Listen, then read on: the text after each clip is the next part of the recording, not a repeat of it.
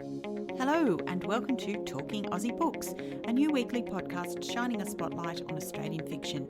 My name is Claudine Tinellis.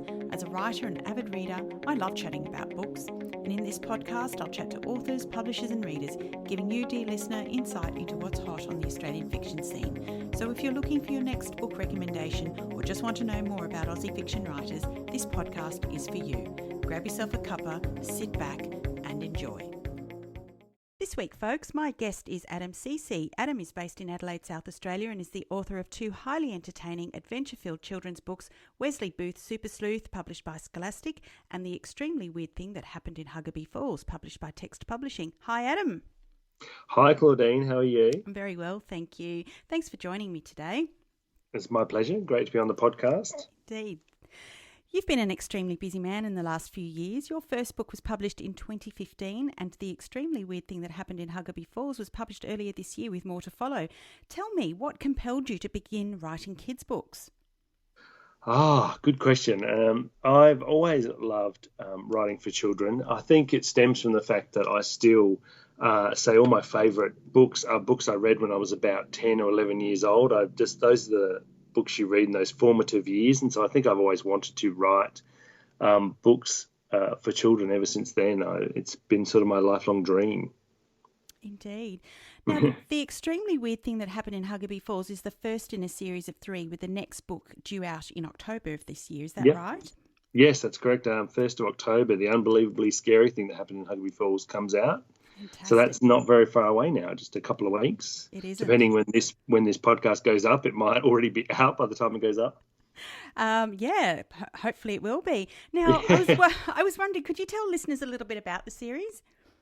Yeah, well, The Extremely Weird Thing That Happened in Huggabie Falls is the first book in the series, and it's about three best friends, Kip Kindle, Tobias Treachery and Symphony Chan, and they live in Huggabie Falls, which is the weirdest town on earth. There's more weird things in Huggabie Falls and more weird people in Huggabie Falls than anywhere else on the planet. And Kip, Symphony and Tobias have always felt a little bit like outcasts in Huggabie Falls, like they don't really belong, and they've always wished they lived in a normal town, a town that wasn't so weird. But when there's an unexpected outbreak of normality that starts spreading across the town, they realise that being weird is what actually makes their town so special, and they have to fight to save the town, and they have to battle vegetarian piranhas and killer vampire bats and a creepy scientist and an evil villain named Felonious Dark. So that is the first book in the series, which came out earlier this year, and the second book in the series, The Unbelievably Scary Thing That Happened in Huggabie Falls, finds Kip, Tobias, Symphony having to save the town again, this time from an unbelievably scary thing that is running everyone out of town. They have to fight a Brussels sprout with a very bad Scottish accent and an alpaca riding teddy bear and a flock of terrifying geese and a top-hatted scientist with an evil plan and a bad guy that looks very much like Felonious Dark, although he's supposed to be reformed. So that's the second book out in October. Oh, fantastic. I can't wait to read that one. Yeah.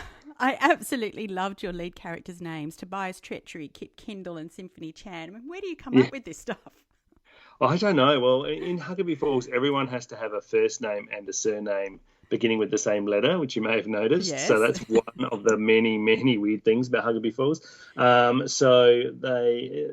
always have that sort of set up with my names, but it takes me a while to come up with names. I just float around trying to think of names as I go along, and I know when I've got the right name when it just pops into my head. Yeah, they were fantastic. So in amongst the crazy adventures that Tobias, Kip and Symphony embark on, you explore a number of themes in this book. For example, friendship, bravery, sacrifice and teamwork, to name a few. But I guess what struck me most about this novel was its commentary on embracing the weird, which is the way you described it, or otherness. And your characters come to believe that it's okay to be weird or different, even though they start out actually just wanting to be like everybody else. In this day and age, how important is this message, do you believe?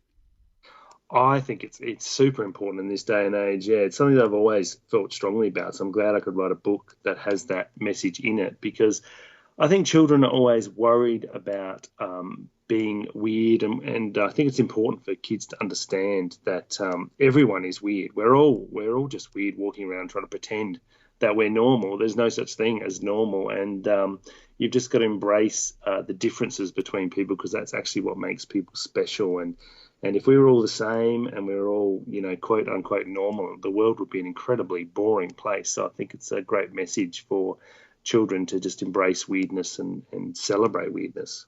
Absolutely. Earlier this year, the Children's Book Council of Australia commented on how important reading is for children, especially where digital technology competes for our children's time and attention. Is that something you consciously thought about or do think about when you're sitting down to write your books and creating your characters? I'm not sure if it's something I consciously think about. I think it's very important. I'm a Premier's Reading Challenge ambassador for the first time this year, which has been great, going around to schools and talking about the Premier's Reading Challenge. And they asked me to do that, and that's been something I was very keen to get involved with. I think it's very important, but I don't know if I think about it a lot while I'm writing. I just try and write the most exciting, fun adventure for kids to read, and hopefully if I do a good job, they'll all get reading. Yeah, absolutely.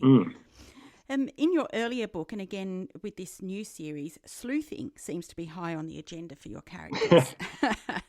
Now, was this a deliberate decision, or was this just how your ideas evolved?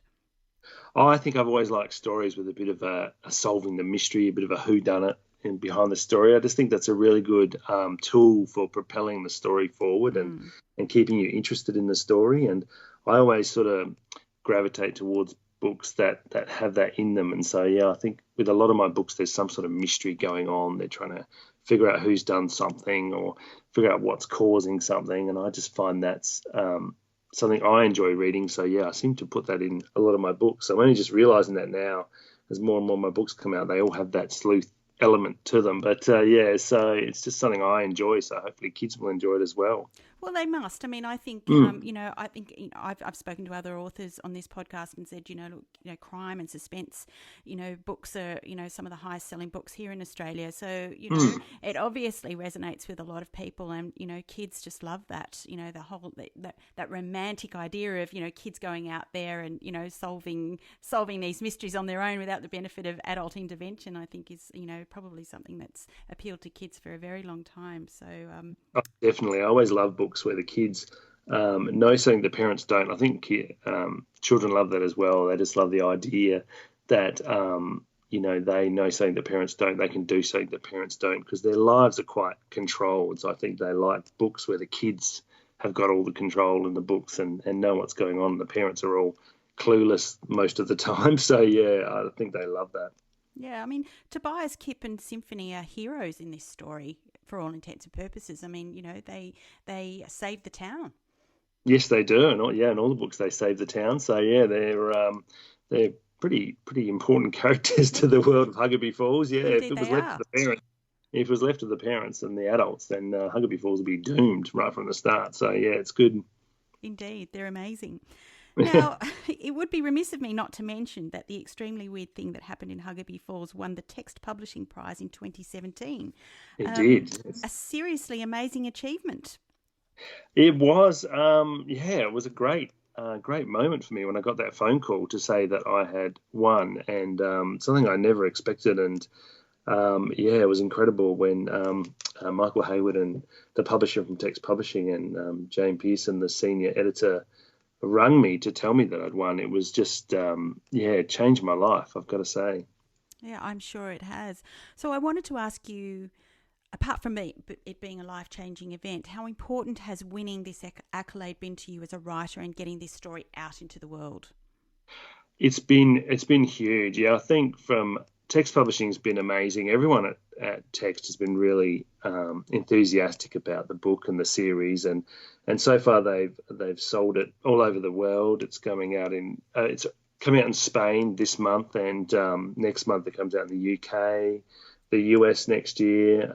It's also coming out next year, I think, in Portugal, Italy, France, all these different countries, and which has just been incredible. Every week I seem to be getting these amazing phone calls about it being sold to a new country and coming out in different language and all that sort of stuff. And I think that they really get behind their Text Prize winners, which has been fantastic. And they've just really pushed it as one of their main titles, which has really helped it get into a lot of stores and into the big chains like Big W and all that sort of stuff. And which has all just been an amazing ride for me. And I love it. It's great.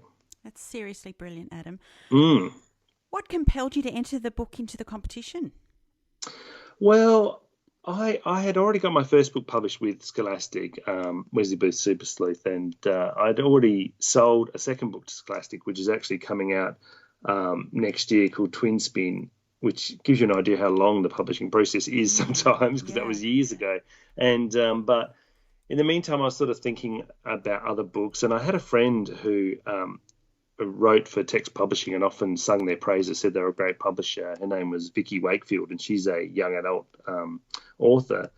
And one day I was talking to her about Text and the Text Prize, and she said, "Oh, you should enter something in the Text Prize." And I thought, "Oh, I don't know if I've got anything ready." And I had this book, The Extremely Weird Thing That Happened in Huggabie Falls, I actually wrote about 10 years ago. So it's quite old, actually 11 years now. I think I've got this file on my computer that says Huggabie Falls complete 2007 or something. So that was when I finished writing it, like 11 years ago. And I hadn't submitted it to Scholastic because I wasn't sure if it would be a good fit, for the publisher, whether they'd like it. And I don't know why I thought that, but when I read some of the text titles, I sort of thought, oh, they've got a quirky sense of humour sometimes, so they might like this book. So when Vicky mentioned to me about the Text Prize, I thought, well, you got to be in it to win it. So I just pulled Huggabie Falls out. I didn't really have time to re-look over it again or edit it or anything. I just thought, oh, well, I've sent it off and we'll see what happens. And I didn't expect anything to come of it.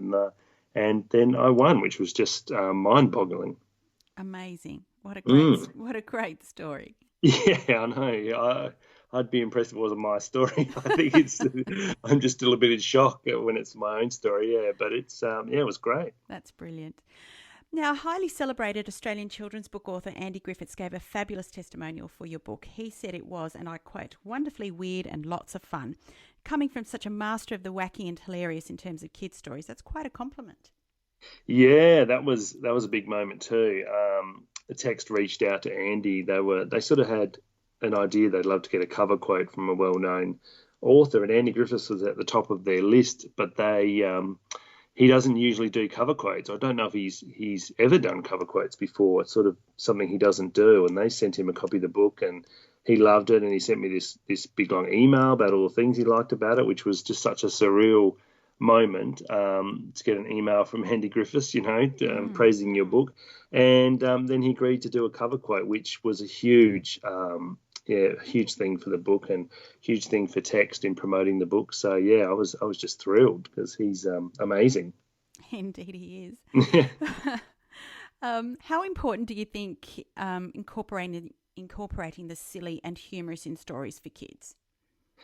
I think it's very important. I mean, obviously there's plenty of sort of more serious kids books, but I think it's a way of delivering important messages without kids even realizing it. I think kids immediately, get weary of things that are wary of things that, I pitch them directly, trying to give them messages, and they can tell they're being preached to, I suppose, is the word. And but if you try and slide it, in a bit sneakily behind all this silliness, so they don't even notice, hopefully, then I think it's a much better way to get messages through to children. And I think the silliness is just such an effective. It's the way I do it. I'm sure other authors do it a different way and have their own tools and tricks in their bag. But for me, humour is one of the best ways, I think, to deliver. You can still have an important message in amongst all the silliness if you look beneath the surface.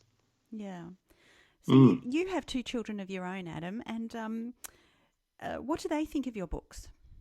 They're just getting to the right age to start reading them now. My son is 6 and my daughter is 8, so they're just getting into the right age, and they're really excited about the series now. And I've been reading, just the last couple of weeks, I've been reading The Extremely Weird Thing That Happened in Huggabie Falls to my son again. I think I read it to him last year and he wasn't that interested. He was 5 then, and this year he seems to be really keen because he wants me to read the second one, so he wanted me to go back and read the first one again, which was for a parent who's an author, that's just the coolest thing when your kids actually want you to read your book to them.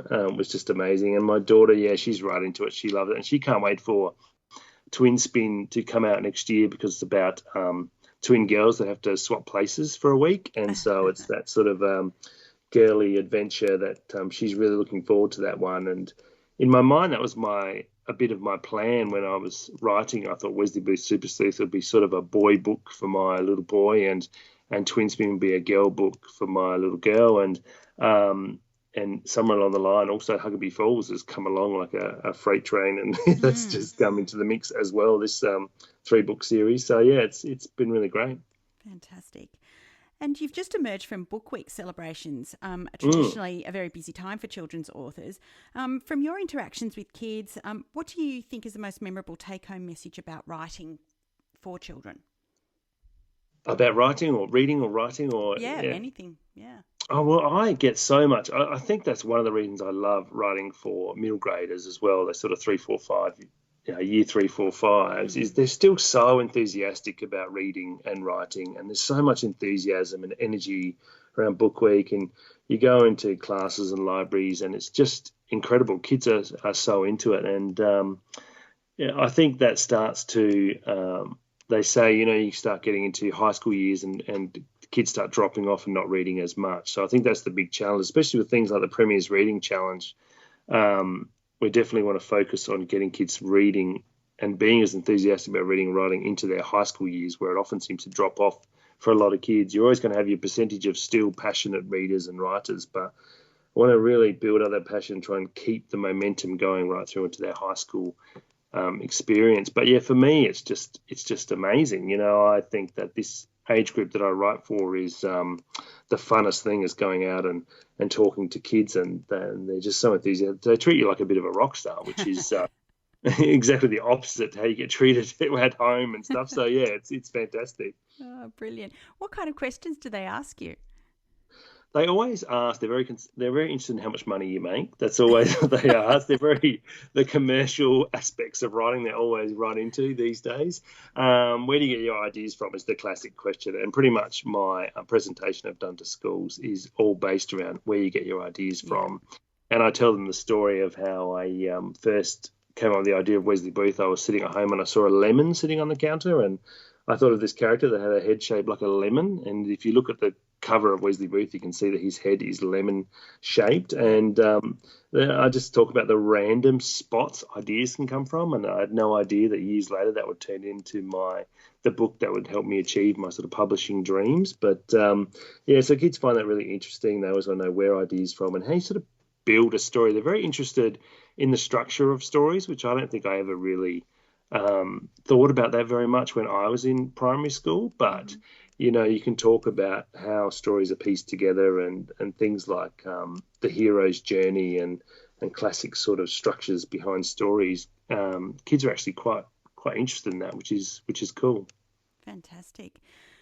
So we've talked about, the next book 2 in the Huggabie Falls series is coming out in October, but it's part of a trilogy. So when, are you working on the third one? I am. I actually am on a huge deadline to finish. I sent the third one's called The Utterly Indescribable Thing That Happened in Huggabie Falls. Oh, and brilliant. It's all about describing things and adjectives and stuff like that. And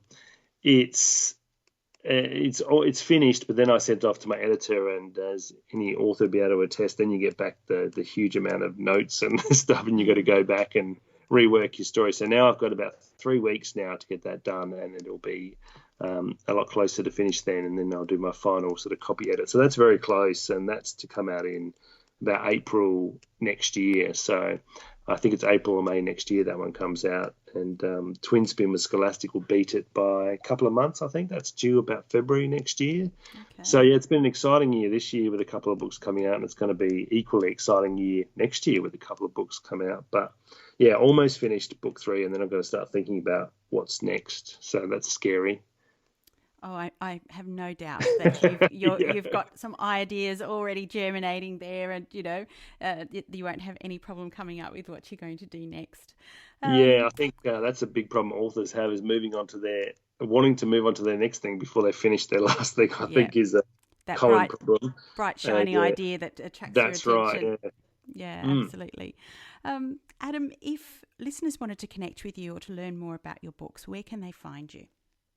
I have a website. As I say that, I'm trying to think about how long it's been since I've updated it. But that's www.adamcece.com. I'm also pretty active on Facebook and facebook.com /AdamCC author, and on Twitter and Instagram.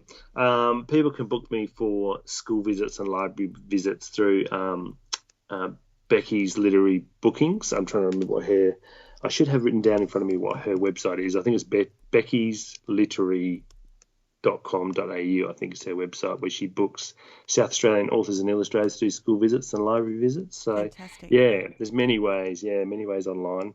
That's brilliant. Adam, I wanted to congratulate you on your wonderful books. I wish you a long and illustrious career as an author. Thanks, Claudine. And listeners, if you haven't yet discovered Adam's books, I encourage you to track them down and gift them to the kids in your life.